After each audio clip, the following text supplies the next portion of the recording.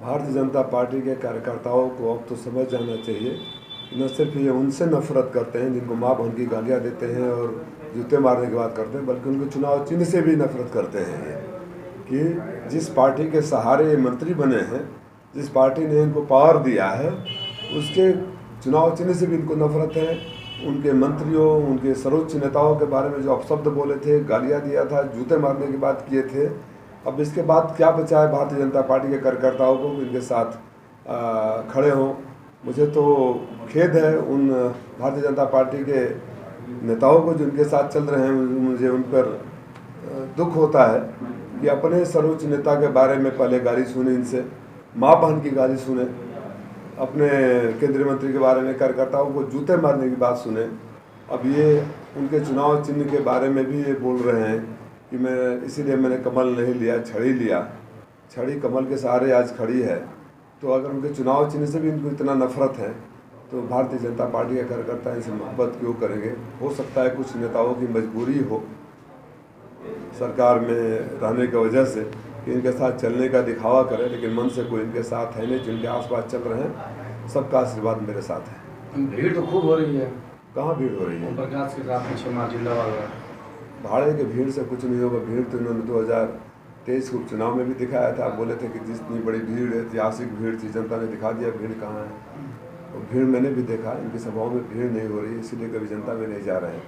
एक मोहल्ले में इकट्ठा करते हैं, एक हॉल में लोगों को इकट्ठा करते हैं, अपने कुछ लोगों को खड़ा करते हैं और भारतीय जनता पार्टी के नेताओं पर लखनऊ से, दिल्ली से दबाव डलवाते हैं कि इनके साथ चले। मन से कोई भारतीय जनता पार्टी का कार्यकर्ता इनके साथ नहीं, नेता साथ ही, क्योंकि गाली तो उनको भी दिए थे ना।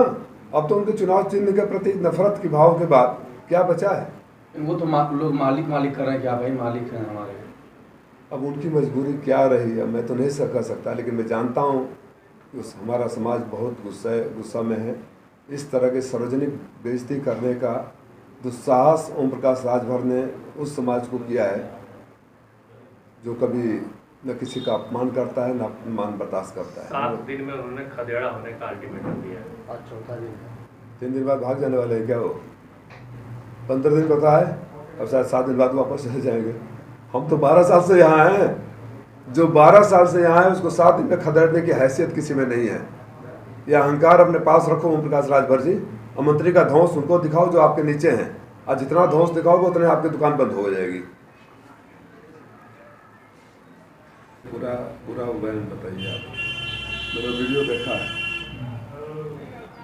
उसमें जिला पंचायत अध्यक्ष जी को खड़ा करा कर पूछ रहे कि इनका मालिक कौन है।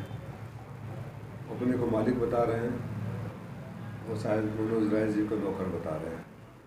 यही बयान है ना पत्रकार साथियों? बयान यही है ना जी।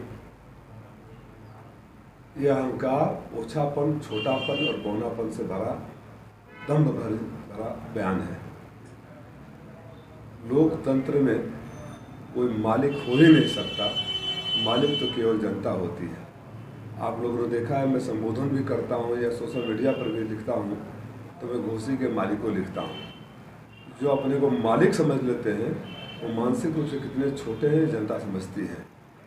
मालिक जनता होती है, पहली बात। दूसरी बात, निर्वाचित जिला पंचायत अध्यक्ष को खड़ा कराकर बोलना कि इनका मैं मालिक हूँ, एक समाज के एक बड़े वर्ग को या उस समाज को भी उन्होंने बेइज्जत करने का काम किया है, जिसका बदला समाज जरूर लेगा। आप अपने अहंकार को अपने पास रखिए ओम प्रकाश राजभर जी। ये संस्कार की धरती है, यह अहंकार बर्दाश्त नहीं होता है। और अगली बार कल्पनाथ राय जी का नाम लेने से पहले 100 बार सोचिएगा, क्योंकि सदियों में एक कल्पनाथ राय पैदा होते हैं। कल्पनाथ राय रहते तो कोरोना काल में एक मरीज की सेवा करवा रहे होते, सबके लिए दवाई और ऑक्सीजन और खाद्य सामग्री मुहैया करवा रहे थे। आपकी तरह इधर उधर लोग जरूर बयान नहीं करें। कहाँ दुखते थे उस समय? क्या किया है आपने घोसी के लिए? घोसी के लिए आपने क्या किया है? सिवाय प्रधानों को धमकी देने, जिला पंचायत अध्यक्ष को बेइज्जत करना, ये धमकी और बेइज्जती वाला धंधा बंद कर दीजिए। क्योंकि आपके मंत्रिमंडल में भी सिर्फ चुनाव तक ही है, उसके बाद सबको पता है कि जो इतनी बुरी हार होगी, ये आपको मंत्रिमंडल से बर्खास्त होने वाले पहले मंत्री होंगे। उन्होंने कहा कि छड़ी निशान जो है पहले से परिचित है, मुसलमानों को ये समझाने का प्रयास किया कि आप उस पर पहले भी वोट दे चुके हैं, इस पर आप क्या कहेंगे?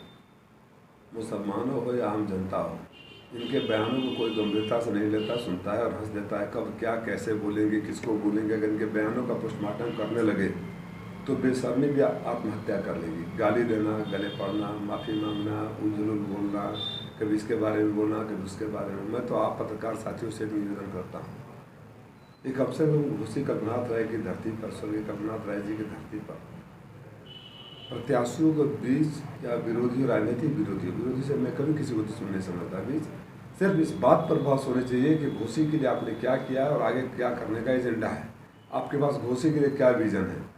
इस तरह का मैं सांड हूँ, मैंने इंजेक्शन लगा दिया है, मैंने छड़ी कर दिया है, मैं मालिक हूँ, ये क्या बेहूदगी भरा बयान है ये सब। थोड़ा सा भी तो गंभीरता हो राजनीति में। हम लोग कल्पनाथ राय जी का नाम लेते हैं और विकास की बात ही नहीं करते हैं। मेरे पास है एजेंडा, मेरे पास है यहाँ के आर्थिक, सामाजिक और भौगोलिक स्थिति के हिसाब से आगे कैसे करूँगा। किसी पद पर नहीं था, जब मौका मिला था तो मैंने 4 लेन की सड़कें बनवाई, मैंने अंडरग्राउंड केबलिंग करवाया, मैंने प्राइमरी हेल्थ सेंटर खुलवाया, मैंने पुल बनवाया, मैंने पावर सेंटर्स को अपग्रेड करवाया, अस्पतालों में सुविधा मुहैया कराई, तमाम बड़ी सड़कें उस समय हमारे लेटर हेड पर है, आप पत्रकार साथियों के पास उसकी काफी प्रतिलिपि। तो बस इस बात पर होना चाहिए ना कि मैं छोटे से कार्यकाल में जब मैं किसी पद पर नहीं था, सिर्फ मेरी पार्टी की सरकार थी, तो मैंने क्या किया। और आने वाले इस बुनकर और किसानों की नगरी में जहाँ नौजवान बेरोजगार हो रहे हैं, किसान जाड़े भर जानवरों से अपने खेत की रक्षा करते हैं, गर्मी भर आग लगने से रक्षा करते हैं, बुनकरों का हाल हुआ हद तक चला गया कि किसानों की तरह आत्महत्या के कगार पर खड़े हैं।